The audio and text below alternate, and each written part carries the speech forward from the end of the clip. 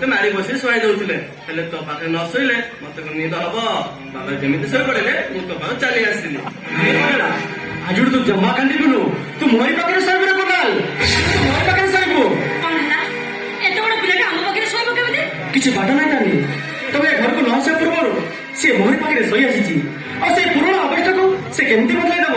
ଓହୋ, ତମ କଥା ମୁଁ ବୁଝୁଛି, ହେଲେ ଆମକୁ ତ ଓଡିଆ ଘରର ରୀତିନୀତିକୁ ମାନିବାକୁ ପଡିବ ନା।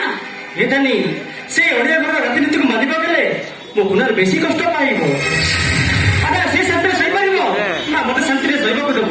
ପ୍ଲିଜ ନାନୀ, ତମେ ରାଜି ହେଇଯାଅ, ଆମ ତିନିଜଣ ମିଶି ଶୋଇପଡିବା। ଓହୋ, ତମେ ବୁଝୁନ କାହିଁକି?